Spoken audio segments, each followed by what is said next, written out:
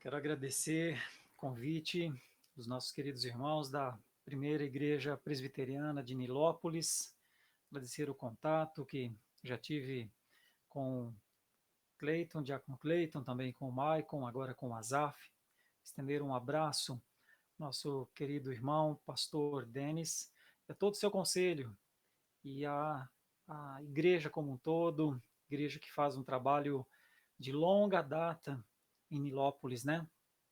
Eu agradeço mesmo o convite, é um prazer mesmo ter esse contato com vocês e trazer a palavra de Deus que está em Colossenses. Nós teremos duas meditações agora, aqui ao vivo, agora são 7 horas e 34 minutos, e para amanhã, duas pregações já foram gravadas e estão à disposição da igreja, serão executadas então nos horários como o Azaf já falou. Como a carta de Colossenses tem 4 capítulos e são 4 exposições, o que eu fiz, né? Imagine o que eu fiz. Dividi 4 exposições em 4 capítulos. Então, quando você me vê baixar os olhos aqui, é porque eu estou olhando aqui nos meus alfarrabos e também nas escrituras, para que eu possa trazer para vocês esse conceito da defesa da fé que Paulo empreendeu em Colossos. Era uma coisa muito grave o que estava acontecendo em Colossos. Então Paulo reage mandando uma carta. Vou tomar um pouquinho de água aqui, porque esses dias, hoje especialmente, foi um dia de muitas atividades e de várias exposições. Então, mas com água, com a graça de Deus, vai, né? Água é bom para tudo. Um dos melhores remédios que existe, inclusive. Então, quero trabalhar Colossenses, os 4 capítulos, e vou ler, para começar essa nossa primeira de 4, né, meditações, um texto muito famoso e muito maravilhoso, que é Colossenses capítulo 1, dos versículos 13. Do 13 até onde? Até o 17, 4 versículos só. Mas aqui Paulo vai fazer uma defesa da excelência da pessoa e da obra de Jesus Cristo. Está escrito assim, veja, temos de levar em conta que Paulo está fazendo uma defesa da fé em relação aos falsos ensinos e falsos mestres que estavam ali na igreja de Colossos. Ele, claro, Paulo está falando de Jesus, nos libertou do império das trevas e nos transportou para o reino do Filho do seu amor, no qual temos a redenção, a remissão dos pecados. Ele é a imagem do Deus invisível, o primogênito de toda a criação, pois nele foram criadas todas as coisas, nos céus e sobre a terra, as visíveis e as invisíveis, sejam tronos, sejam soberanias, quer principados, quer potestades. Tudo foi criado por meio dele, para ele. Ele é antes de todas as coisas. Nele tudo subsiste. Então, por que será que Paulo escreve dessa maneira, né? Quase que dizendo aos colossenses: Jesus é antes de tudo. E Jesus é tudo, de maneira que não vos falta nada. Mas então por que ele escreve isso, né? Então nós precisamos voltar ao contexto para entender. A igreja de Colossos, ela foi fundada por um amigo de Paulo, um seguidor de Paulo. O nome dele é Epáfras. E em Atos está contado um pouquinho de como é a caminhada de Epáfras com Paulo. Epáfras é um amigo de Paulo. Quando Paulo escreve a carta a Filemon, ele diz assim: olha, todos lhe saúdam aqui, inclusive Epáfras, que é prisioneiro comigo. Então já dá para entender, Epáfras, ele andava com Paulo, pregava o evangelho e sofria as perseguições que Paulo sofreu, Epáfras também sofreu. Provavelmente, em um momento em que Paulo estava trabalhando na região de Éfeso, Epáfras acompanhou o trabalho de Paulo ali em Éfeso e ele foi então até a cidade de Colossos. que ficava perto de duas outras cidades, Laodiceia, que é conhecida, nossa, lá de como uma das igrejas do Apocalipse, né? A igreja de Laodiceia, inclusive, não é muito bom que João fala da igreja de Laodiceia, é a igreja dos mornos, né? Estava complicada a coisa lá. E uma outra cidade próxima de Colossos também se chamava Hierápolis. Estas duas cidades, Hierápolis e Laodiceia, foram cidades que cresceram muito. E a igreja de Colossos, então, a cidade de Colossos, era uma cidade pequena, uma cidade sem muita importância assim. Mas Epáfras vai para lá e funda essa igreja. E depois, quando Paulo está preso, então, em Roma, na sua primeira prisão em Roma, Epáfras vem conversar com Paulo lá e vem dizer o que está acontecendo. Isso preocupa muito o apóstolo Paulo, porque Epáfras diz que a igreja de Colossos está sendo invadida, não sei se a palavra até seja esta a melhor, mas pelo menos ela está sendo ameaçada por uma heresia que tinha no seu ensinamento, aparentemente, que Cristo não era o tudo, que Cristo não era suficiente, que tinha de haver mais alguma coisa. Os pesquisadores estudiosos dizem que não deve se confundir isso com o gnosticismo, que era muito forte na época, ou alguma outra seita, assim, porque, na verdade, ninguém consegue definir exatamente qual era a heresia de Colossos. Tanto é que, inclusive, tem livros sobre isso, a heresia de Colossos. Mas, olha, pela carta, nós percebemos a defesa que Paulo faz de Jesus Cristo como Salvador.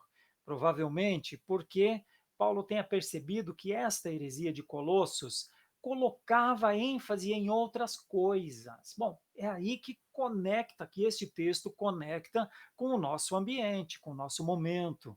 Por isso, vocês da primeira igreja presbiteriana de Nilópolis fizeram essa conferência, eu tenho o tema desta conferência, eu sei que vocês já fizeram outras, em defesa da fé. Paulo escreve em defesa da fé. Tanto é que ele não fala muito da heresia de Colossos, mas ele fala de uma fé verdadeira, mais ou menos assim. Se você quiser saber quando uma nota de dinheiro é falsa, você precisa se aperfeiçoar na nota verdadeira. É assim que eu não sei como está agora, mas antigamente era assim. Os bancários que lidam muito com dinheiro, ali no caixa, né? Eles fazem um curso para entender qual é a moeda, qual é a nota certa, com notas certas. Eles não aprendem com notas falsas, eles aprendem com notas verdadeiras. Então, depois de ver certinho onde é que está a marca d'água, depois de entender a nota verdadeira, qualquer nota falsa que ele tomar na sua mão, ele vai perceber que é falsa. Ele vai perceber pela textura do material, ele vai perceber pela engenharia da nota. Você já deve ter visto isso. Quando você coloca dinheiro em um caixa de banco, ele faz um procedimento com a nota. Ele toca de um jeito, mexe de outro, às vezes até levanta contra a luz para perceber a chamada marca d'água, por conta das notas falsas, mas o aprendizado está em cima da nota original, da nota verdadeira. Paulo trabalha com essa ideia, escrevendo aos Colossenses. Paulo não pontua, olha, vamos combater essa heresia de Colossos aqui, aqui e aqui e aqui. Provavelmente ele ouve o que Epáfras lhe conta, e então ele escreve dizendo, olha, tenho que dizer algumas coisas para vocês. Note que Paulo está preso, isso deve ser o ano 60 depois de Cristo. Então ele escreve dizendo, vocês precisam compreender pelo menos 4 coisas: que Cristo é supremo sobre toda a criação e sobre toda a igreja. Primeiro precisa entender isso, que Cristo é supremo, que Cristo é rei, que Cristo é profeta, que Cristo é sacerdote. Primeiro tem que entender isso, que é Cristo, Cristo, Cristo, Cristo, Cristo, Cristo, Cristo, só Cristo. Quando isso ficar claro, quando o copo for cheio da água viva, as impurezas sairão. Então, esse é um aspecto importante na carta aos Colossenses, uma defesa da fé em relação às heresias. As heresias, normalmente, aliás, nunca, colocarão Cristo no centro. Elas vão colocar outras coisas.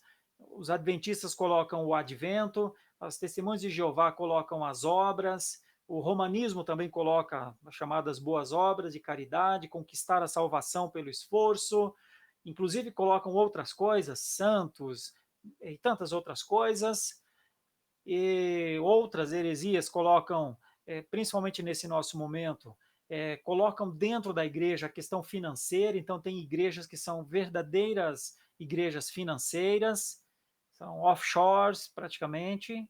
Então, você começa a perceber o que é heresia quando Cristo não é supremo, quando a palavra pregada não fala de Cristo, Cristo, só Cristo, Cristo.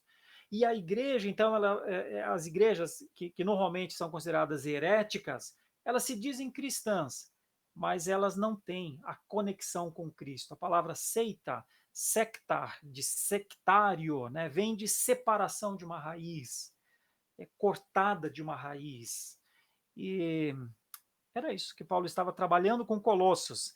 Uma outra coisa importante que Paulo trabalha também na carta aos Colossenses: os cristãos não devem ser confundidos pelos falsos credos que misturam fé verdadeira com falsas religiões ou filosofias.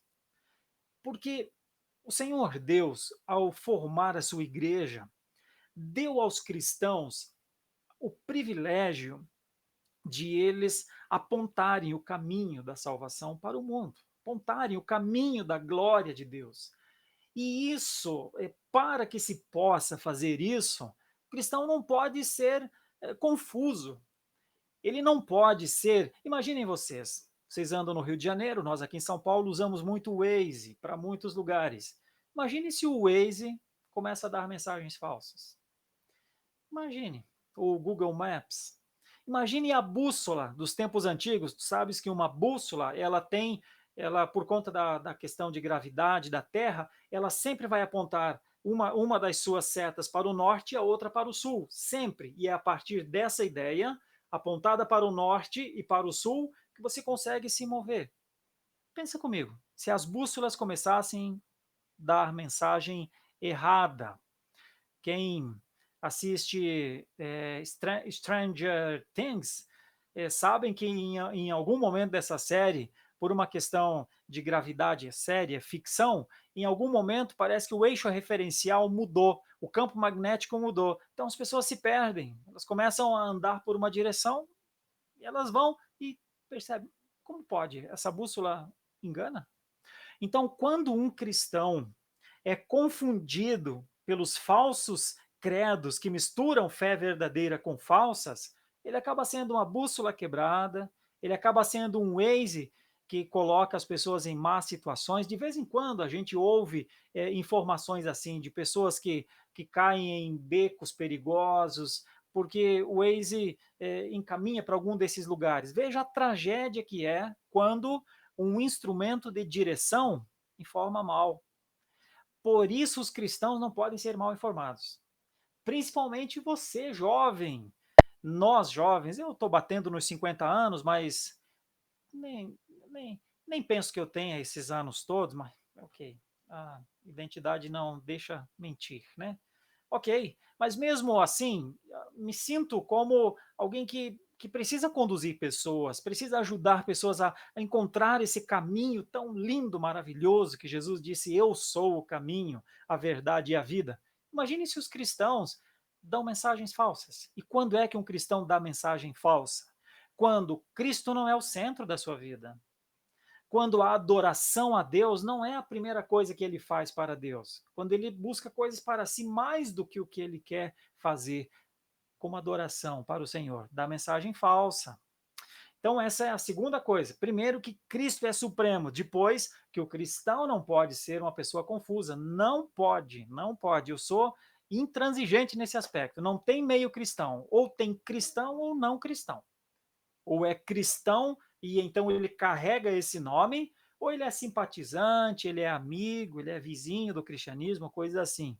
Mas provavelmente está enredado por outras filosofias que não exatamente essa de Cristo como centro. Então, Paulo estava trabalhando isso com a igreja de Colossos. Paulo também estava trabalhando outra coisa, que Cristo é suficiente. Cristo é suficiente para trazer a plenitude e a novidade de vida para os cristãos. Bom, isso tem uma relação muito forte com o nosso mundo atual. Boa parte das seitas fazem o que fazem porque Cristo não é tudo, não é suficiente. Então elas colocam uma arca grande dentro da igreja, então elas trazem o Papai Noel para dentro da igreja, então elas colocam sal grosso nos quatro cantos da igreja, vendem um pedacinho da arca de Noé, vendem um pedacinho da cruz de Cristo até, trazem em garrafinhas água. Aliás, lembrei de água, deixa eu tomar mais um pouquinho. Essa aqui não é a água do Jordão, mas está cheio de igreja aí tomando água do Jordão, porque dizem que é água santa, porque Jesus esteve lá, foi batizado por João, né? Seitas. É impossível que nós cristãos aceitemos a isso dizendo, não, cada um tem o seu credo, cada um. Não, elas falam em nome da fé. É por isso que os cristãos genuínos são confundidos, ou pelo menos não são reconhecidos como pessoas adoradoras, pessoas que têm o reino de Deus antes do que seus reinos pessoais. Porque quando o mundo nos vê, acha que nós estamos com um pedacinho da cruz de Cristo em casa. Quando o mundo nos vê, acham que nós acreditamos mesmo nessas verdadeiras invenções, porque as seitas fazem isso. Então, o meu ponto aqui para lidar com vocês nessa noite é: nós cristãos temos de saber que Cristo é suficiente. Nós não precisamos do pedaço da cruz de Cristo. Nós não precisamos de uma garrafinha de água do Rio Jordão. Aliás, nem seria bom tomar se alguém trouxesse. Sabe-se lá o que é que tem lá, né? Nós não precisamos de coisas para aumentar a nossa fé. E Paulo estava preocupado. Parece que os colossenses estavam em legalismos, querendo cumprir coisas, querendo guardar dias especiais, né? Então, é uma situação realmente grave para a igreja de Colossos e é uma situação grave para nós. Olha, não muito longe da igreja em que nós estamos, provavelmente tem uma seita erguida lá, fazendo todas essas coisas. Outras seitas, ao invés de crer, por exemplo, que o Espírito Santo nos convence do juízo e do pecado, ou seja, o Espírito Santo opera na nossa mente, no nosso coração e muda a nossa vida. O Espírito Santo aplica a obra redentora de Cristo. Se nós somos crentes, é porque o Espírito nos fez crentes, nos mostrou a obra da cruz. Então, isso é a plenitude do Espírito, isso é o batismo no Espírito. Ou seja, se nós não formos batizados primeiro pelo Espírito Santo, nós jamais viríamos a crer. Mas está cheio de seita aí que diz que o batismo vem depois, que o batismo é batismo do Espírito Santo. Ou seja, estão negando o Espírito Santo e o seu poder. Eu lhe perguntaria, como alguém pode negar o Espírito Santo que nos convenceu que, conforme o seu poder, fomos tirados do império das trevas e transportados para o reino do Filho do seu amor? Isso é um milagre, isso é um poder que nós não temos de atravessar de um reino ou de um império para um reino. O Espírito Santo fez isso em nós.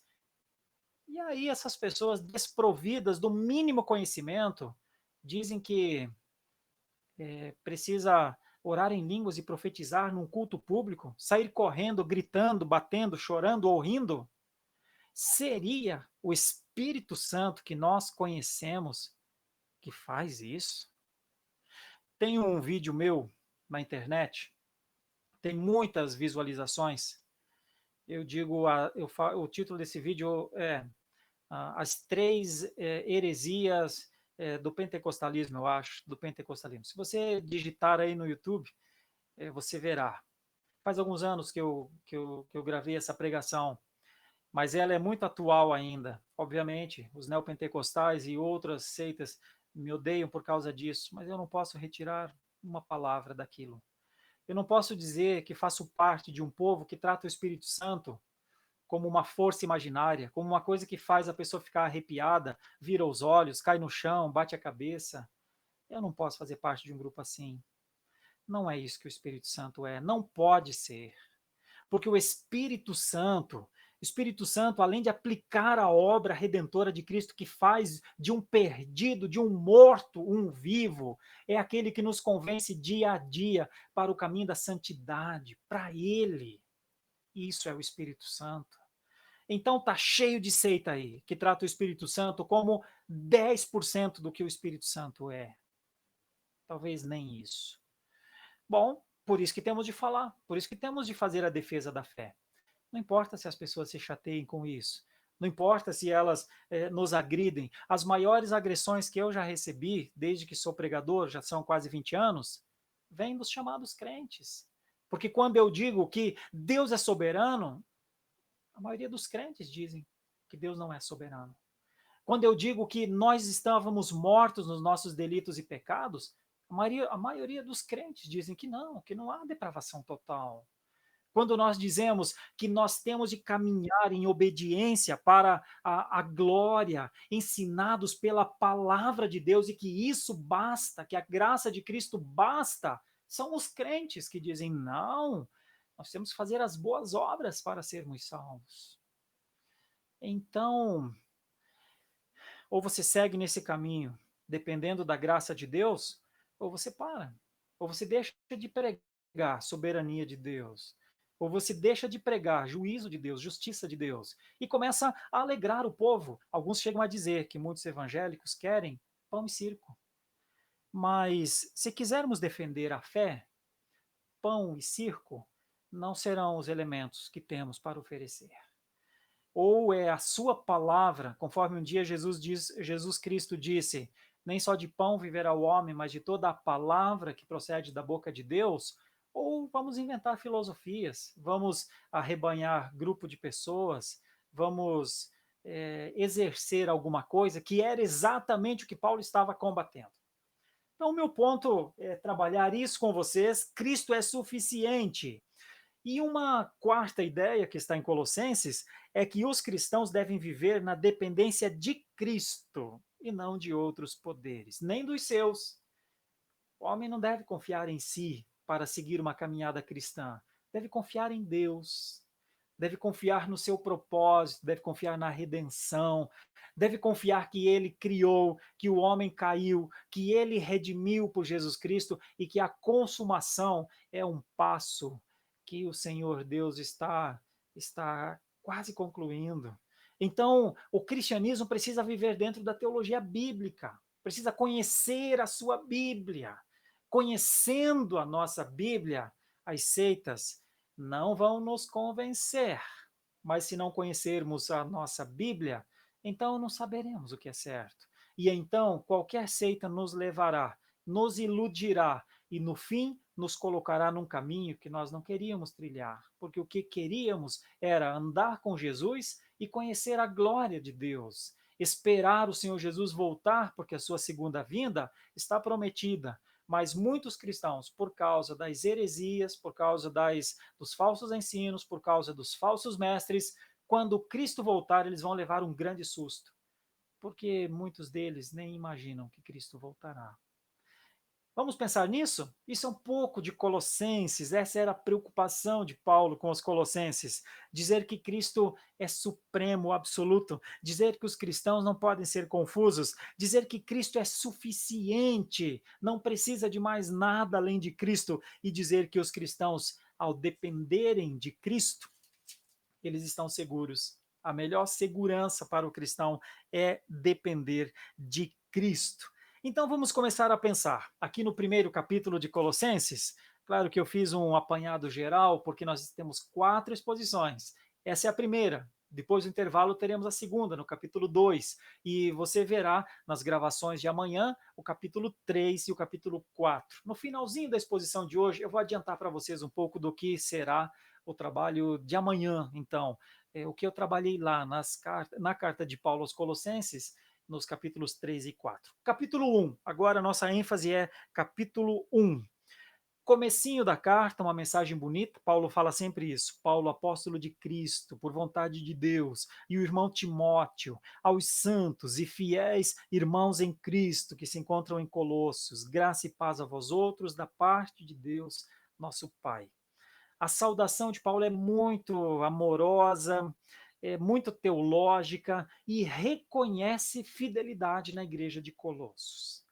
Do versículo 3 até o versículo 8, Paulo vai dar graças. Eu não vou ler todos estes textos, mas vou ler só um comecinho. Damos sempre graças a Deus, Pai de nosso Senhor Jesus Cristo, quando oramos por vós, olha o detalhe, desde que ouvimos da vossa fé em Cristo Jesus e do amor que tendes para com todos os santos. Ou seja, Paulo, dos versículos 3 ao 8, vai dar graças porque ele sabe da fé que está no coração dos colossenses. Quem contou foi Epáfras, o fundador. É como se Epáfras dissesse assim: Paulo, meu amigo, eles têm fé, mas de vez em quando um ou outro se perde. Eles têm fé, mas a pressão é grande. Eles têm fé, eles estão lá, mas eu não sei até quando. Eles têm fé, eles creem em Jesus, mas de vez em quando eu ouço um ou outro falar: olha, tinha que guardar o sábado também. O outro dizer: olha, eu acho que tem uma data para Jesus voltar. A data vai ser daqui a, sei lá, 10 anos. O outro diz: olha, acho que não é só crer em Jesus, hein? Acho que tem que fazer obras também, porque a salvação depende das obras também. Eles começam a trazer essas dúvidas. Então, Epáfras, dizendo isso a Paulo, faz com que Paulo escreva e dá uma demonstração do amor por eles. Tem ensino melhor do que o que é feito com amor? Tem pregação melhor do que aquela que é pregada em amor? Por amor a Deus, por amor aos irmãos? O amor verdadeiramente cobre multidões de pecados, como diz a palavra, porque em amor até as palavras mais duras podem ser ditas, porque o amor tem que ser a causa. Se não tiver amor, será juízo. Pessoas para julgar, está cheio. Muitas pessoas julgam bem, mas a questão é que não cabe a nós o juízo, cabe a Deus. A nós cabe ter olhos abertos em relação às heresias que conhecemos, defesa da fé, apologética, mas em todos os sentidos, a melhor maneira de orientar o povo de Deus é com amor. Paulo orienta os colossenses com amor.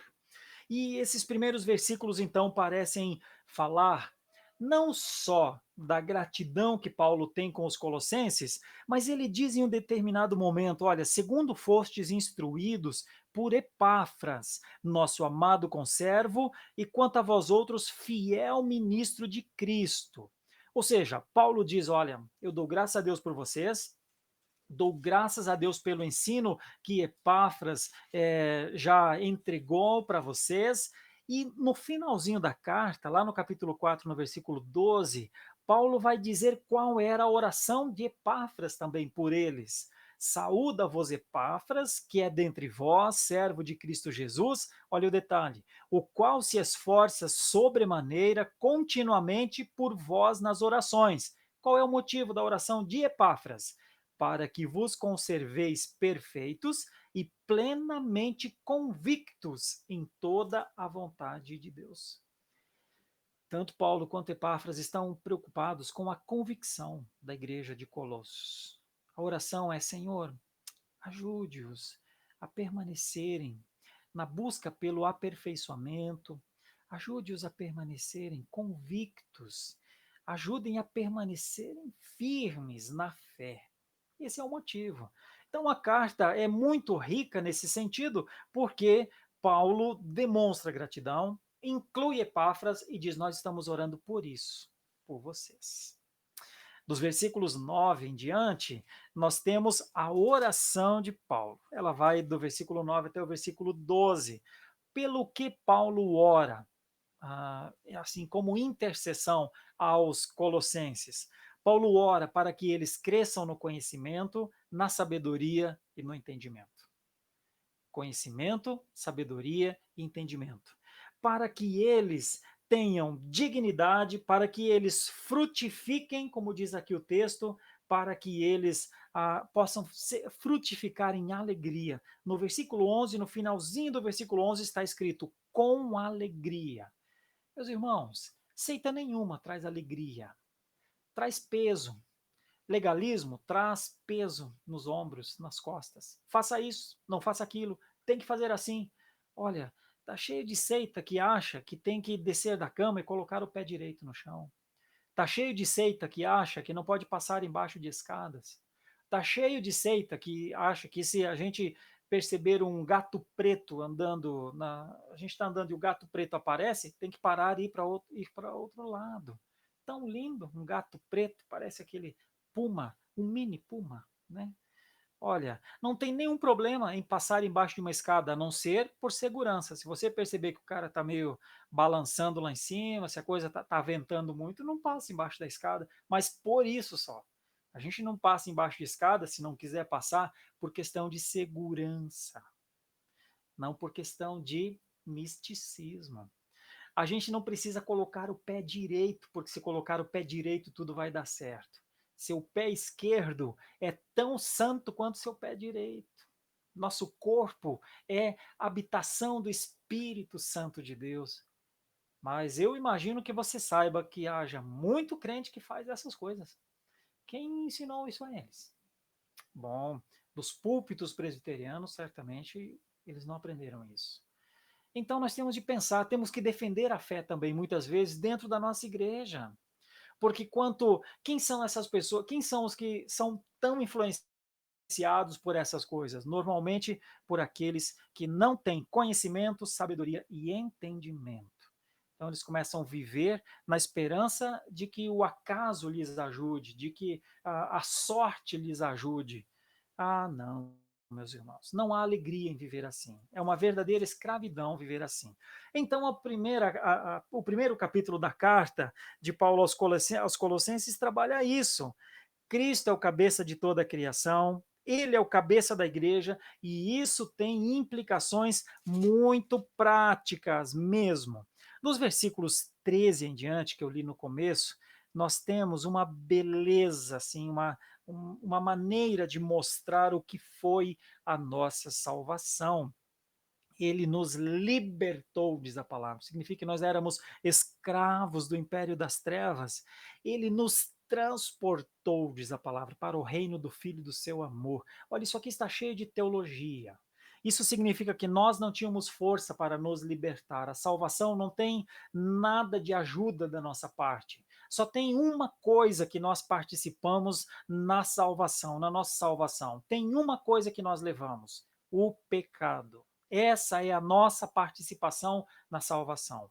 O pecado que temos. O pecado que um dia Davi disse: em pecado minha mãe me gerou, em iniquidade eu fui gerado. É o pecado que Paulo disse: todos pecaram e carecem da glória de Deus. Essa é a nossa participação na salvação. O nosso pecado. Grande participação a nossa, né?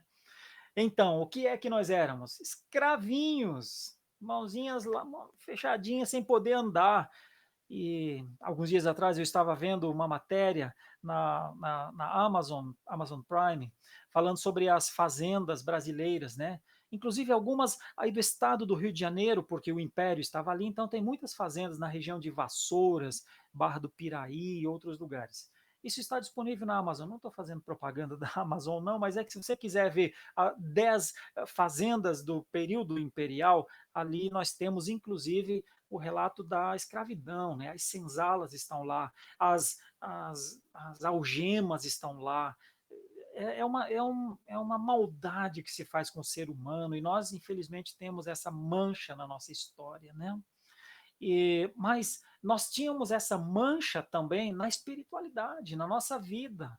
Mas olha, é isso que Jesus fez. Por isso que a obra de Jesus é excelente, não precisa de mais nada. Ele nos libertou e nos colocou no outro reino. E tem um detalhe: quem foi colocado nesse outro reino não consegue fazer o caminho de volta. Não tem caminho para o inferno, porque ele nos transportou, não foi uma coisa que nós fizemos, foi algo que ele fez por nós. Então, por que o legalismo? Então, por que as coisas que parecem que não são suficientes? Como alguém que foi salvo por Jesus, pela graça, fica demonstrando para as pessoas que está sendo salvo por obras, ou que foi salvo por obras? Ele mente para si mesmo, ele mente para o Espírito Santo, como Ananias e Safira, que morreram por causa disso, porque mentiram para o Espírito. Percebe como é importante fazer uma defesa da fé? A fé é limpa, é genuína, é pura e é simples. Creia somente. Por quê? Eu tenho muitos amigos médicos e eles, alguns dias atrás, um deles me contou uma história. A história é a seguinte: ele falou, sabe, Reverendo Sérgio, cada pessoa que vem no meu consultório, eu dou uma receita. Porque às vezes a pessoa até, eu acho que nem tem nada. Às vezes é uma dorzinha de garganta, às vezes é alguma coisa assim, mas se a pessoa vem no meu consultório e eu não der uma receita, ela sai falando mal de mim. Porque ela diz, fui no médico e ele nem uma receita me deu. Então eu dou a receita, nem que seja um placebo, nem que seja uma coisa assim só para que a pessoa diga, não, ó, o médico me deu uma receita. Interessante isso, como pessoas parecem necessitar de coisas. Sabe, não seria muito melhor ouvir do médico: você não tem nada. Você está bem. Você acha que tem isso, que tem aquilo, mas você não tem nada. Seus exames não dizem isso. Você não precisa de receita, você não precisa de nada. Valeu, vamos lá, vamos glorificar a Deus pela saúde que Ele está dando para você. É capaz do paciente sair irritado com o médico, porque o médico não deu uma receita. Assim como o paciente quer sempre uma receita, assim são as pessoas que parecem não ser suficiente a sua salvação. Eles querem mais, eles querem riqueza, eles querem poder, eles querem serem obedecidos por Deus. Isso as seitas fazem. Elas colocam metas para Deus, elas colocam exigências para Deus, elas criam um código de defesa do crente, o código do consumidor gospel, da fé. Então, eu chego com o meu código de consumidor: Senhor, eu sou filho do rei, o filho do rei tem que ter, o Senhor tem que me dar. O Senhor ri dessas pessoas. É uma graça horrorosa que essas pessoas provocam, porque elas provocam naquele que deu tudo a ideia de que está lhes faltando alguma coisa. Paulo trata disso. É uma série muito profunda. Paulo diz: olha, vocês foram transportados, por isso precisam entender que ele é tudo e que não precisa de absolutamente mais nada. E que ele fez a paz no seu sangue. Vocês eram inimigos e agora são filhos. Interessante, né? De inimigos a filhos. Alguns muito insatisfeitos. Não precisaria ser assim. Não era para ser assim. A palavra de Deus, então, nos ajuda a pensar nesse começo da carta aos Colossenses o que é a reconciliação no corpo da sua carne mediante a sua morte. Nós, desde o momento em que o Senhor Jesus Cristo foi batizado por João, quando ele foi batizado por João, o caminho doloroso foi estabelecido ali. O Senhor Jesus, ele ouviu do Pai: este é o meu filho amado, em quem me comprazo. João também viu a pomba descer sobre o Espírito Santo, porque esse era o sinal para João: quando vires o Filho do Homem descer, vir com uma pomba descer sobre ele, saiba que ele é o Filho de Deus. O Senhor Jesus, desde o seu batismo, ficou claro, pelo menos duas coisas ficaram claras: que ele era o Filho de Deus e que o seu caminho era o caminho da cruz. Nós não podemos ter dúvidas em relação a isso. Quando nós somos batizados, nós nos tornamos filhos de Deus. Mas nós temos de nos lembrar aquilo que Paulo também escreveu: se morrestes com Cristo, com ele também ressuscitareis. Então não tem cristianismo sem cruz. Não tem como ser um cristão e não morrer com Cristo na cruz. Porque é aquela morte de cruz de Cristo que nos traz vida. E só consegue fazer defesa da fé quem já recebeu isso. Por isso nós estamos tratando esse tema. É um tema bom de ser tratado, é um tema denso, é um tema altamente teológico, é um tema redentivo E era o que Paulo estava fazendo com a igreja de Colossos. Ele, na verdade, estava muito preocupado. Ele, inclusive, fortalece outra coisa. Ele diz que ele faz uma pergunta até, como é uma condicional. Quem lida com língua portuguesa vai entender. É o modo subjuntivo.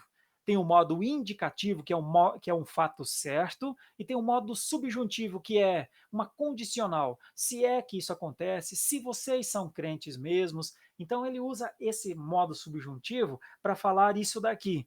Se é que permaneceis na fé, alicerçados e firmes, não vos deixando afastar da esperança do evangelho que ouvistes e que foi pregado a toda criatura debaixo do céu e do qual eu, Paulo, me tornei ministro. Então ele diz isso. Se é que vocês permanecem na fé.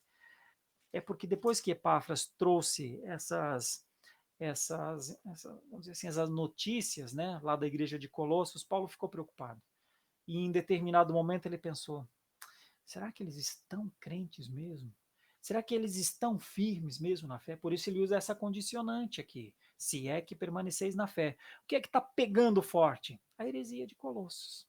A heresia de Colossos, que, olhando aqui para a palavra, né, nós, embora seja difícil compreender os elementos desse falso ensino a que Paulo reage, né, nessa carta, é possível fazer uma afirmação. O que essa heresia tratava? Você perceberá na heresia de Colossos que nós temos muitas semelhanças com as heresias que nós vemos hoje no dia a dia. Em primeiro lugar, era uma filosofia. Então, hoje, nós temos muitas filosofias. Nós temos, por exemplo, estoicos, nós temos unitaristas, nós temos arianos, são filosofias que negam a trindade, Deus Pai, Deus Filho e Deus Espírito Santo. Nós temos outras heresias que fazem da igreja um, um instrumento político, por exemplo. Tem partidos, hoje existem igrejas no Brasil que são donas de partidos políticos. 2 ou 3 partidos políticos que eu conheço, os seus líderes são bispos, pastores de igrejas, normalmente seitas terríveis. Mas veja, são filosofias. Hoje, muitas igrejas têm filosofia política. A nossa percepção da igreja reformada é que a igreja não deve nem se apaixonar pela política e nem odiar a política. A igreja deve orar pelos seus líderes. E quando a gente diz orar pelos seus governantes, não é orar só pelo presidente da República, não. É pelos governantes. Mesmo que a gente não tenha votado neles, o que a gente até nem goste deles. Mas essa é a nossa participação no elemento do Estado.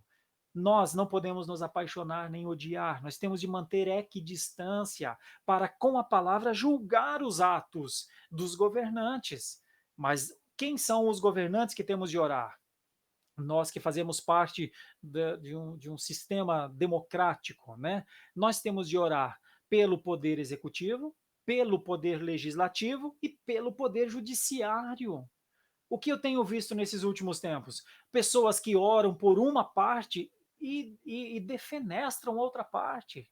Então, por quê? Porque se os poderes se digladiam entre eles, as nossas orações não podem tomar um ou outro. Nós temos de orar por todos, pelos governantes. Em um regime democrático, não é uma corrente que domina, não é só o judiciário, não é só o executivo, não é só o legislativo, são os 3. Mas e cadê que muitos crentes saibam disso? Então eles são apaixonados por um desses poderes e passam a odiar o outro. Nem percebem que estão ofendendo a graça de Deus com isso. Ou eles oram pelos poderes mais altos, presidentes, STF, congressos, mas não oram por seus deputados estaduais, não oram pelo seu prefeito, não oram pelo Ministério Público Municipal, percebe? Não oram por seu governador, sua governadora, ou o que for. Às vezes eu penso que nós temos tantos ensinos para vivermos um testemunho no mundo, mas às vezes eu me pergunto, será que a gente está fazendo o que a Bíblia diz para fazer? Quando é que a gente não está fazendo o que a Bíblia diz para fazer? Quando nós nos apaixonamos ou odiamos alguma coisa. Nós temos de orar pelos nossos governantes. todos eles, meus irmãos, até aqueles que são contrários aos partidos que nós simpatizamos. Tem que lembrar, eu e você temos que lembrar que a igreja cristã nasceu sob o poder de Roma. O imperador era iníquo, cruel, sanguinário. Matou cristãos por causa da sua raiva. E ainda assim, foi nesse contexto que a palavra foi escrita. Orai pelos vossos governantes. Então, temos de olhar para isso. Filosofias nos separam da verdadeira fé. Um outro aspecto aqui do falso ensino é que ele era muito legalista. Então, você já não viu igrejas do faz isso e não faz aquilo? E as pessoas estão sempre, mas isso pode? Mas isso pode?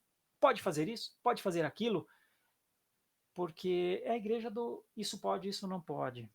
E em terceiro lugar, lá em Colossos também, eles tinham um problema em relação aos anjos. Na verdade, isso foi tratado em Hebreus também. É quando Paulo diz aqui, o autor aos Hebreus diz lá aos Hebreus, olha, Cristo é superior a tudo. Os anjos, a angiologia, ela não presta conta a nós não temos relacionamentos pessoais com os anjos são ministradores, eles são servos de Deus. Nós não temos anjo da guarda, tá cheio de crente que acha que tem anjo da guarda. Aliás, tem até crente que quer trocar o anjo da guarda, porque o anjo da guarda não está fazendo o serviço bem feito. Olha, parece uma anedota isso, né? Mas se você procurar aí na internet como trocar o anjo da guarda, se explica no YouTube. Quem é que quer trocar o anjo da guarda? Crentes, meus irmãos. É por isso que eu digo, não é possível. Não é possível. Aí fica difícil eu controlar a minha gastrite. Não é possível. É mais omeprazol, é mais remédio. Não é possível. Você vê um crente querendo trocar o anjo da guarda porque ele não foi obediente o suficiente? Não pode ser evangélico. É seita, meu irmão. Aceita que é seita. Eu acho que nós tínhamos que ter coragem para dizer é seita. Quando você descobrir orações que diz Senhor, eu decreto, Senhor, eu determino, é seita, meu irmão. Aceita que é seita. Quando você encontrar a gente falando tá amarrado, agora tá solto, é seita, meu irmão. Quando você encontrar coisas que não provêm das escrituras, é falácia. Preciso de coragem para falar isso. Isso não é palavra para arrumar amigos. Isso é palavra para arrumar inimigos. Mas ou é isso, ou acho que não vale a pena usar as escrituras para falar da glória de Deus. O Senhor Deus parece ter dado a Paulo a condição de ele revelar mistérios. Aliás, hoje está cheio de igreja acreditando em mistérios. Mas quando Paulo escreveu aos Colossenses, ele disse: Cristo é um mistério revelado. Não tem nada obscuro, tudo é revelado. Bom, eu quero encerrar essa primeira parte, então, da carta aos Colossenses, dizendo isso. O que, então, nós podemos aprender para nós, para a nossa vida? É que seita, na verdade, é mais visível do que nós pensamos. Mas nós só conhecemos seita, só conseguimos fazer defesa da fé quando compreendemos a fé genuína. E nós temos de ler a palavra para isso. Nós temos de nos encher da palavra para isso. Deus, ele proporcionou a revelação, que é da sua palavra. Depois ele inspirou autores para escrever ao longo de 1.600 anos, aproximadamente 40 autores escreveram as escrituras, e depois ele deu o Espírito Santo para nos iluminar. Então, revelação, inspiração e iluminação. Isso Deus deu, são dádivas de Deus para que nós não caiamos nas armadilhas das seitas. Minha oração é que você seja abençoado e protegido e guardado. E se você veio de algumas dessas seitas, talvez, nós temos muitos irmãos que vêm, que são membros das nossas igrejas presbiterianas, e eles vêm dessas seitas. Veja do que você saiu. Veja o que iam fazer com a sua alma lá. Com o seu bolso, você já sabe o que iam fazer. Mas mais do que te saquear, mais do que uma ação estelionatária, é uma ação do diabo, de te levar para um caminho que não é o caminho da glória de Deus. Veja de onde você foi tirado. É o que Paulo diz. Você foi transportado do império das trevas para o reino do Filho do seu amor. Nós temos de viver assim na fé, com alegria e com segurança. Quem pode nos dar a segurança é o próprio Jesus. Aliás, é um dos temas, um dos tópicos importantes do calvinismo, a perseverança dos santos. Não somos, a perseverança não é baseada em nós, é baseada no poder de Deus. É Ele que nos persevera. Não somos nós que seguramos na mão de Deus, é Ele que segura nas nossas mãos. É isso. Vou voltar aqui com o Asaf. Tá por aí, Asaf?